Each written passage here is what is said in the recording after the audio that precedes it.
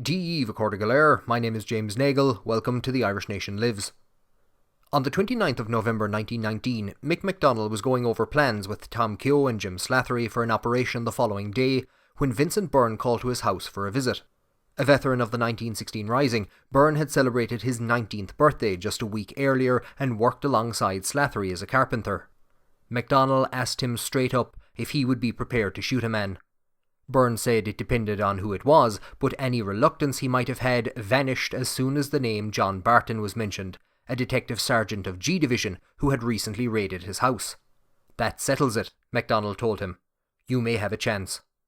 And with that, Vincent Byrne was a member of the squad, the unit assembled by the IRA Director of Intelligence Michael Collins to carry out special duties, namely killing members of the Dublin Metropolitan Police considered to be a threat to the Republican cause.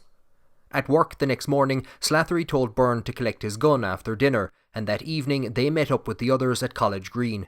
From there they headed to Grafton Street, and soon picked up the trail of the man they had been ordered to kill. A native of County Kerry, John Barton joined B Division of the Dublin Metropolitan Police in 1903.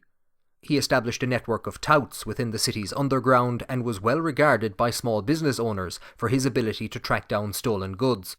David Nelligan, a double agent working for Michael Collins, described Barton as easily the best detective in these islands. Barton used his network to root out flyboys during the World War, men who had fled Britain for Dublin to avoid conscription. He agreed to leave them alone in return for a financial consideration and was regarded as being quite well off. During the 1913 lockout, Barton arrested over 40 people, earning both the fear and hatred of the labour movement. Frank Robbins, a veteran of the Irish Citizen Army, said that Barton did more than his duty, in reference to the zeal with which he carried out his work. At a time when the Dublin Metropolitan Police were baton-charging union rallies, Barton stood out as a particularly unpopular member of the force amongst the wider population, something that does not seem to have bothered him in the least. It was during the 1916 Rising, however, that he really made a name for himself. He ignored orders that the DMP should remain in barracks and went about the city arresting looters and rebels. In the weeks afterwards, of the 425 people convicted for looting during Easter week, Barton was responsible for arresting almost 300 of them. As soon as the Rising ended, he and Daniel Hoy, who would be shot by the squad in September of 1919, went to Richmond Barracks to assist G Division in identifying prominent rebels. Seán MacDiarmada, a signatory of the proclamation, had escaped notice and was put with a group of men who were to be deported to Britain, but Hoy and Barton spotted him. "Sorry, Seán," Barton told him, "but you can't get away that easy. There will be 6 for you in the morning, I think," a reference to the number of soldiers in a firing squad. MacDiarmada was then court-martialled and was the last of the rebel leaders to be executed at Kilmainham on the 12th of May. In recognition of his service, he was promoted to sergeant and was awarded the King's Police Medal in February of 1917, the highest decoration that could be bestowed upon a police officer. In 1918, he was given a bar to the medal, the equivalent of receiving the award for a second time, the only member of the DMP ever to achieve this. Barton finally accomplished his main goal, a transfer to G Division, which handled political crime, on the 10th of October 1919. Just 7 weeks later, Mick McDonnell received orders from Michael Collins that Barton was to be eliminated. On the 30th of November, as Vinnie Byrne and his comrades stalked Barton along a busy street, trying to find an opportunity to strike, they noticed that he was also being followed by another group. Joe Leonard and Ben Barrett, led by Paddy Daly, were weaving in and out of the crowd and were closing in on him. Byrne later said that Barton got as far as the Crampton Monument when fire was opened on him. He went down on his side and raised himself a little on his right knee and said, "Oh God, what did I do to deserve this?" Though they were closing in on him at the time, the shots didn't come from Daly's group either. As Joe Leonard said, "We experienced a grave shock when there was a heavy fusillade of firing." Instead, a third group, consisting of Tipperary's Big Four, had closed in from behind. Sean Tracy shot Barton in the back at point-blank range, so close was he when he fired that there were scorch marks on Barton's coat.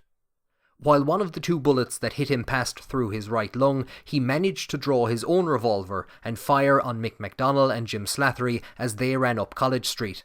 He collapsed dying in a nearby doorway and spoke his last words to the Dublin Fire Brigade, who took him to Mercer Street Hospital. "God forgive me. What did I do?" Indeed, it's not entirely clear what Barton did to suffer the ire of Michael Collins. On the 10th of November, Detective Sergeant Thomas Wharton was wounded in a shooting, and Barton had carried out an arrest in relation to this. Though he had only recently joined G Division, Barton had uncovered an IRA arms dump through his network of informants and showed no signs of going easy on known Republicans, as the DMP had been warned. Collins had been under severe pressure since the suppression of Dáil Éireann in September, narrowly avoiding capture in a number of British raids. It's possible that he wanted Barton and his network out of the way before it could cause him any serious trouble. Fellow Kerryman Austin Stack was shocked and confused by Barton's killing, telling a friend that "the whole city is upset." Stack would later derisively refer to the squad as the 12 Apostles, an insult directed as much at the ego of the man who led them as the group itself, and it's possible that Barton's killing was the beginning of the breakdown in his friendship with Michael Collins. In a different time, John Barton might have been considered a national hero, but duty becomes treason in a time of revolution. While the Irish Times described him as one of the bravest, most vigilant and most intelligent defenders of law and order in the city, Robert Holland, who watched him point out rebels with his walking stick in Richmond barracks, called Barton the very scum that kept us in British bondage. Up until now, the three sections of the squad had been kept secret from each other, and although it would be March of 1920 before they were merged together, December will see them carry out their first joint operation, an attempt on the life of the Lord Lieutenant, Sir John French. But early in November, Timothy Quinlisk, a former member of the Casement Brigade, had written to Dublin Castle offering them information on Michael Collins.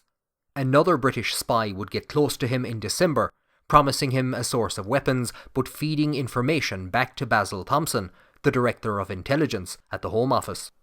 I'll be looking at these events in December, as well as Lloyd George's plan to partition the island and hold elections for two separate parliaments. As casualties mount, the situation in Ireland is being mentioned in Westminster more and more often. I'll follow those discussions over on Twitter, so check that out and make sure to subscribe to keep up to date with new episodes. Accordia. Thank you for joining me on The Irish Nation Lives. Slán go fóill.